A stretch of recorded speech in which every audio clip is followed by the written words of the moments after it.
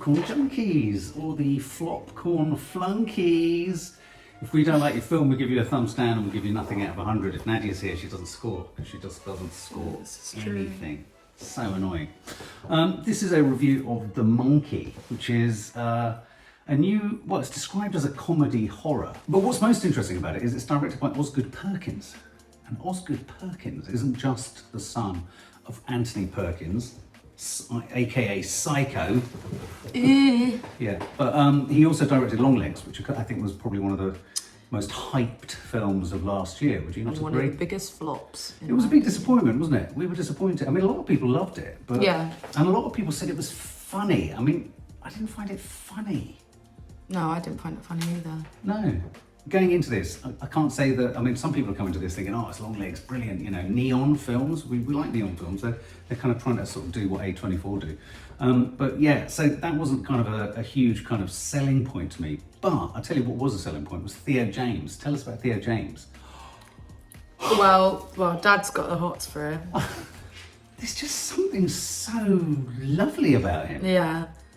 I know him from the Divergent films from like way back when. That's because right. he was a heartthrob in that. Was he? So it's interesting seeing him as this role, because I've not really seen him in anything other than Divergent, I've realised. Right. I saw him more recently in the sort of Guy Ritchie series. Me and Kiki started watching it, The Gentleman. And I think he's good. I think he manages to carry comedy and seriousness. Yeah, see, comedy's weird for me to see him do, because Divergent isn't a funny film. It's like Right. on that same kind of sort of semi-serious place as Hunger Games in terms of its action, or like Maze Runner, that kind of genre. Gotcha. I also went into this, I didn't know that it was like actively a comedy. I wasn't horror. expecting it. No, I wasn't expecting Oh it. yeah, To be I mean so you funny. pretty much Yeah. know it from the opening, but Yes. yeah, going into it, I didn't know it was no like idea. going for funny. Yeah, I mean, I think having seen the trailers, I knew they were going to go for elaborate deaths, but Yeah. I don't. And it's based on a Stephen King short story from 1980. And although Stephen King can do light, he really does slapstick horror. Yeah. Do you know what I mean? So I certainly wasn't expecting it to be. It's been a huge success already in America. It cost only 10 to 11 million to make, and it's already made 23 million. It's doubled its money, wow. which is a massive hit. We love seeing any indie film sort of achieve those kind of numbers, Yeah. so that's good. Okay, so going in, Theo James, we love. Stephen King, we love Stephen King. Yeah, me too. Sometimes these film adaptations don't always. I agree. But there, Quite what hit the is it mark. about I think him? he said that the only film that he approves of Yeah. is It. Does he not? I hope he stands by, because of course he did Stand By Me. I mean, for me, he's I don't very. think he. Yeah. Oh yeah. Which isn't really See, horrible. it's weird because I just think of, but when you think about it, Stand By Me had some pretty dark premises. grisly, Don't they gruesome find the moments, dead yeah. body and Yeah, stuff? they did. Yeah. That really stuck with you. When I you forget first that's saw it. Stephen King. There is a kind of feel-good Americana, 80s Americana, I think, yeah. to Stephen King. Yeah, and I think this film really, right from the get-go, kind of delivers that for you, doesn't it? Yeah, even though it's set in the definitely. mid to late 90s. You're right, though. So the first scene, really, if you had any doubts that this was going to be a sort of serious, haunted, possessed doll toy genre film, which effectively is, it's a fucking monkey, isn't it? The first scene immediately told us what we could Yeah, definitely. It's very. what to expect. It was such a good opening, though, to be honest. Oh, 'Cause Adam it's like, Scott from it's always Severance. quite a. It was a bold choice to make for the beginning. Like, I think Yeah. it's quite a risky Yeah. thing to do, but it just worked. I think it also worked because both the actors are so good. Adam Scott is in that opening scene from Severance. I just love him. He's just got such a sort of chilled kind of comedic demeanour, and he brings this monkey back. And what we discover quite early on, and what I like about the way in which this is the monkey possessed? Is it haunted? Is it supernatural? Does it have agency? What's driving this piece of fucking kit? Is whenever it kills someone, it's incredibly elaborate in that way that, do you remember the Goonies? Do you remember the Goonies? They used to pass things between houses, and it would go down a pulley, and then it would go down a thingy. Yeah. Very Spielbergian, and it would go over something, and then water. Oh, isn't yeah. Chain reaction. Every death that the monkey is involved with essentially is a chain reaction, isn't it? Yeah. What did you think it's of the like monkey? freak accidents. It's very like freak accidents. What are the Final Destination films, which are all just Oh, I haven't seen those. yeah. There's like what 15 of them. Oh, someone mentioned that this was a little bit like that. Final Destination is literally like gruesome deaths that happen from complete freak accidents, like Oh. ridiculous ones, Oh, like fantastic. this, where something falls on something that Yes. then knocks that thing over, which meant that's all that Final Destination is. Yeah. Oh wow! Oh, maybe I need to check them out. Well, okay, quite early on though, you leaning over to me and saying, "I really don't like the monkey's eyes." Yeah, so I would think of the toy monkey in Toy Story 3. Yes. But it had the Symbols. instead. Those old toy monkeys, the eyes are just horrible, but they did something like specifically horrifying to Yes. these ones. They just look like they have blood in them. Yeah, I know what you mean. And there was a moment later in the film where they're trying to destroy the monkey. It's a possessed monkey. It goes fucking. And it mad. had actual like blood Yeah, or yeah, liquid. what was that or, about? It was like black liquid or something. I couldn't work out whether that was a good move or a bad move. And really, this film is like a sort of beaded necklace of ever more gruesome, accidental, kind of on purpose deaths. I mean, really, isn't it? It's a kind of catalogue of more and more remarkable ways in which the characters in this film die. Yeah. But interjected around that. So, I mean, after we'd had the first kind of, what was it, a harpooning in the antique shop, we had the babysitter Oh yeah, the babysitter was the at the first sushi one. restaurant. Yeah, it's so funny as well because since watching that film, I just keep getting so many Flashbacks. videos on TikTok of Oh. people at that restaurant. Do you? Babies. I kept leaning over to Maddie at one point because it was almost so subtle, the knife going through her Yeah, neck. he thought I hadn't caught on, and I was like, I just knew it was Dad. going to happen from the start of the scene. He was like, her neck. Her neck. Yeah, look at her neck. And I'm like, yeah, I know. Well, did you like the way, what I loved was the way in which they really observed the detail of the damage, body damage. I mean, this is the kind of thing Yeah, they your went, mum they would go went nuts about. in.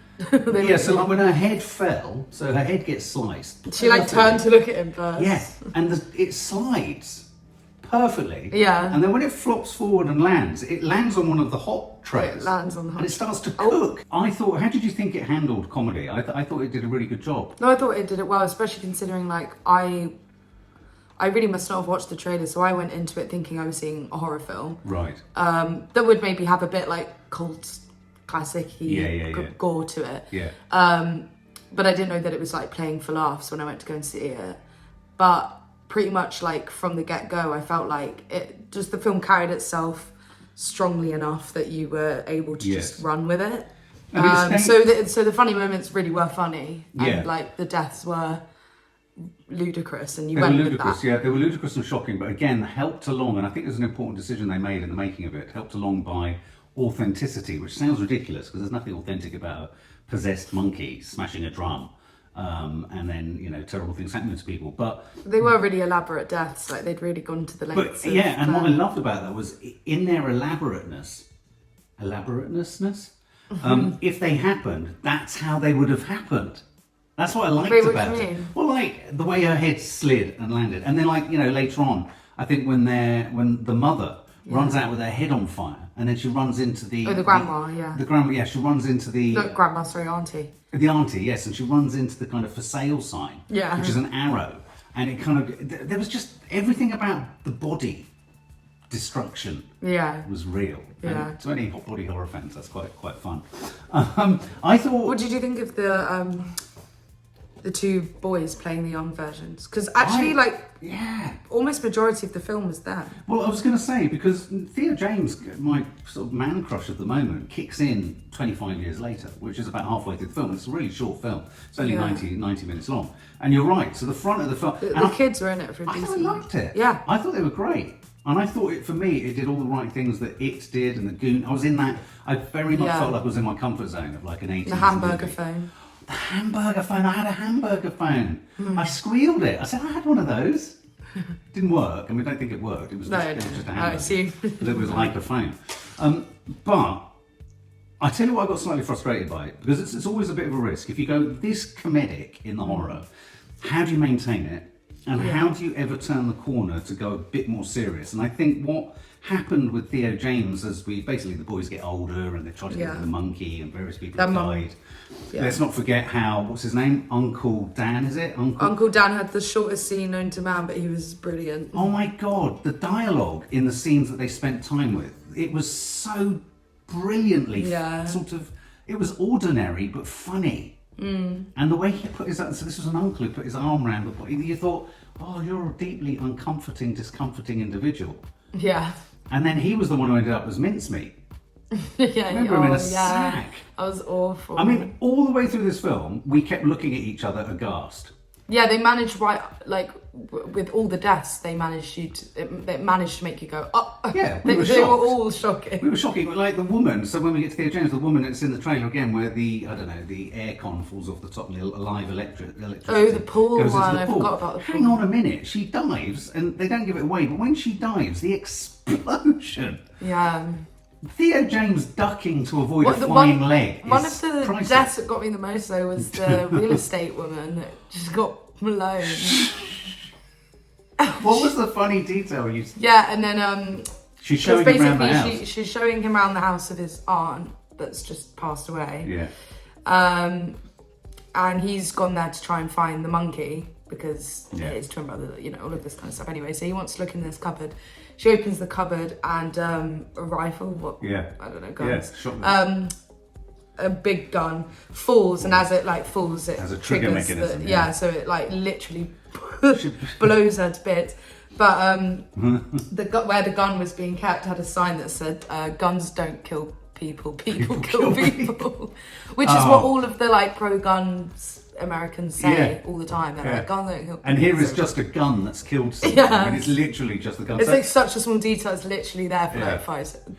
I think it's got a really nifty sense of humour. I mean, the fact that we settled into it being funny, I think, in a weird way, where it laboured a little bit for me, which is quite something for such a short film, was when I was asked to really get on board with I thought Theo James did a really good job because he had to play 2 versions of himself because they're twins. Yeah, he did. And I thought we did a very good job of playing the 2 different characters, though at times the more sort of historically malevolent one. I love the line where they said that he was older because he ate the mother's placenta. And ate more older of by it. 5 minutes, and he would never shut up about it. So it's such a horrendous detail to give an older sibling. He's a twin brother, but he's only older because he ate your mum's placenta for longer. I mean, those details I thought were just fantastic. I also really liked their mum and the relationship with her. She was great. Yeah, because there were those really lovely moments where they're all dancing and being really sweet, and then there was the bit after the babysitter's funeral where she's just you'll die, I'll die, everybody dies. Just but she was under the just tree. really cool. I don't know. Yes, she was cool. She was funny, and I thought the script I could have done with more script, and I felt that sort of script ran aground a little bit around the sort of beginning of the 3rd act, 2/3 of the way through, as the 2 Theo Jameses were kind of vying for each other. Didn't really buy at any point the whole business with the son. His son. Yeah, him being an absent dad and all that. Yeah, I didn't. It just all felt like it didn't need to be there, and it just all felt a little bit forced plot. Yes. But I agree. It was fine. I agree. I mean, I think this is a film that was always, once it's got into the rhythm of just killing people more in more innovative ways, it couldn't have been longer than it was. No, the it could have been longer. Run out. And I think what he tried to do was what he did for the entire film of Longlegs. He tried to kind of almost support it with some framework of kind of meaning. And I don't think that worked, because where this film was at its best was even at the moment where you think him and his brother have kind of reached some kind of a sort of truth. They've finally made up. Yeah, and it's all what this film does really well is it undercuts. It's when it undercuts a scene. Yeah. It would undercut relationships. It would undercut kind of the sensitivity that was felt between people, and then something would happen that just completely splattered. Literally, one of the characters. Yeah. I won't tell you which brother gets it, but one of them gets it in quite a gruesome fashion. And so when you've gone this goofy, it's hard, I think, to get out of the film. And I think we kind of even lost track of the monkey. I think I was... Yeah, the monkey was out of the picture for a while. I mean, the monkey goes down a well, he gets chopped into bits, he keeps coming back, he keeps popping up, you see him in the yard sale. He's at yard sale and all this kind of stuff. But we have to just pause for a minute, because without going into the elaborate details of getting the monkey, finding the monkey, and finding his son, then the 2 brothers coming together and all that stuff, I didn't care for what plot they were trying to give us about the 2 brothers coming together and trying to kind of, What I did like about the nature of the monkey and how it killed people was you turned the key, it would decide who was going to die. You couldn't decide. Remember, they kept turning it, if you hoping request somebody, it doesn't work. And whoever turns the key can't die. Exactly. I like that detail, and I also like the fact that in a weird way this is also a film about sibling rivalry where they were both wanting each other to die, but the monkey just wouldn't really play ball until it really did play ball at the end. But let's just talk for a moment about another subsidiary character who comes into the frame. He's very involved with nicking the monkey and getting the monkey, but in the back of the car... the guy with the fringe? Yeah. I think you said that was your worst death. I hate wasps anyway. So I like the way they did this as well. It was just the way they'd all gone into him, but it was the way that they all came out. It was the way his jaw collapsed. But again, it was believable. Yeah, it was. Yeah, if somebody were to die that way, it would go like that. And it really reminded me as he got filled with wasps and then they peeled out of his skin, having come through what I thought brilliantly through a tiny hole in the gunshot in the windscreen. It reminded me again of another Stephen King classic. Did he do Creepshow? I think he did do Creepshow. Anyway, it was a Creepshow. It reminded me of that moment where the cockroaches come go out into the of the body. ghost. Okay, well let's summarise it. Was it fun? Was it good? Would you take your friends? Would you take your friends out to see it? Would you recommend it? Would you all get stone drunk and go yeah, or not? I feel like I would definitely recommend it as like a fun night viewing with friends. Yeah. I'd say obviously not for the weak stomach. I mean your mum would have punched. Yeah, if you don't like gore, even though the gore is comical. It's still pretty gruesome. So if you don't like that, don't see it. Yeah. If you don't like that, then definitely don't see it. But for sure, I would recommend it to people my age. Just be like, go with a bunch of mates. Yes. And laugh at this. And I thought it was impressive how they managed to make all of them shocking. Yeah. Because I've seen some things where you're a bit like, oh, okay, that was going to happen. Yeah. Type of thing, but. No, pretty much every single death I was like, oh, I didn't think it was going to go down quite like that. Yeah, I thought it was captivating from the get-go. Like it got straight into it, didn't waste any time. Yeah. Thought it was the perfect length. There was the slightly baggy bit in the middle, but even then, I wasn't bored at any point. I was still being, kept on my toes because I didn't know who was going to get blown up the next. So yeah, I think I would probably rate this. In terms of what it is, like the genre it's in, probably like a decent 87. Oh, there you go, 87, nice and high. Yeah, I mean, I much preferred this to Longlegs. Once I got a handle on the fact that it was just going for comedy, I really settled in, strapped myself in and had a laugh. Then it tried to make itself, it had a stab at being a little bit more meaningful, and then it just sort of didn't work. Theo James, the malevolent Theo James, I was getting constant senses of Jim Carrey as Cable Man. Yeah, he was so I funny. kept expecting him to start screaming Cable Man. Theo James I thought was brilliant. He does comedy, he does serious, he does emotion. I thought he was working his tits off in this, looking shocked. He ended up with an estate agent all over him in blood. Really innovative deaths, clever, fun, funny. I think it's an ideal movie out with mates on a Friday night, or just stream it, get smashed, have a laugh, and just roar with laughter. Really, if you don't consider it to be a sick thing to do, like my wife does. Just sit there and just have fun with this.